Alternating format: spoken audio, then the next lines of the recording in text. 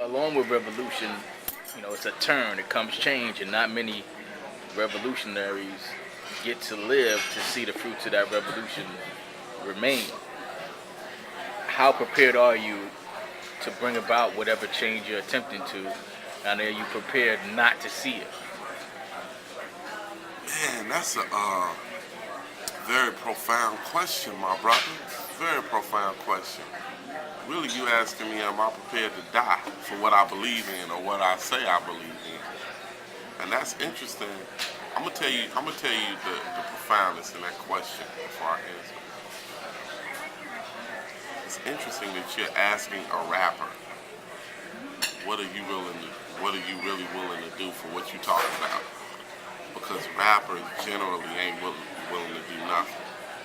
And it's great that you ask that question because journalists, DJs, the media in general would rather see a rapper stay in his ignorant place and don't question us as to what our motives are. How real are you? You know, they throw easy stuff at you. So when did you first start rapping? What made you want to rap? You getting money, my nigga? so, so it's kind of like, you know what I'm saying? You got bitches, nigga? You know, and all the while you don't realize this white interviewer calling you a nigga. So, profoundness in your question, what am I willing to do? And am I willing to die and not see it? That's like saying to Cool Herc, when he first started doing what he was doing, are you prepared to create a whole corporate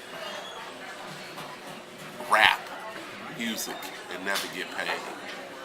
And watch Jeezy make $5 million and you never made nothing.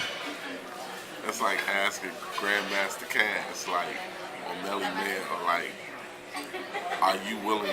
That's like asking them about the real future. And they thinking they the hottest things in New York popping. Melly Mel, the message, you know? But then you say, are you prepared to see your kids make millions and billions of dollars off this industry that you help create and you make nothing?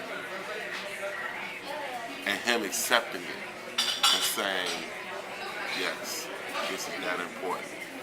This is that important what we're doing right now in the 80s.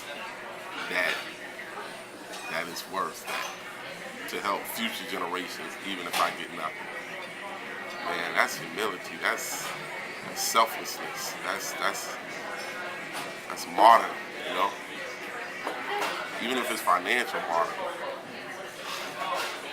So you're asking me, am I willing to die before I can figure out that I discovered America?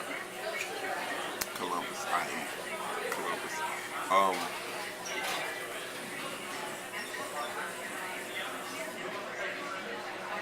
Yes. You know why? Because I talk shit that can really get me fucked up. You know what I'm saying? Like, I've seen your show. yeah. Like, I talk shit that, I mean, ultimately, you know what I'm saying? Why you keep talking shit?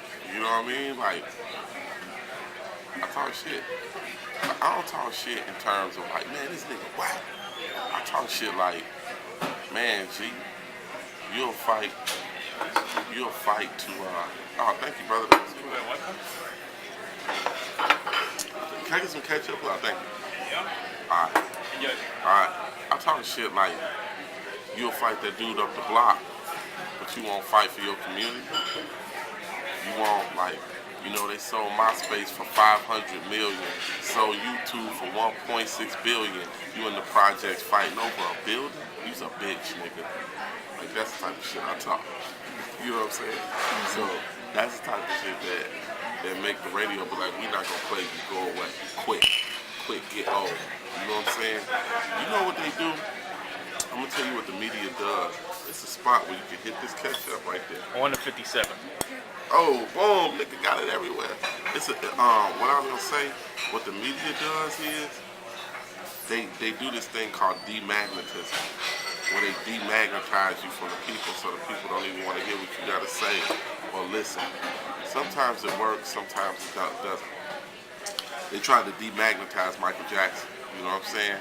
When he started calling them devils, he started saying, "Hey man, they taking our money and these devils." And where Al Sharpton at? Where the Nation of Islam?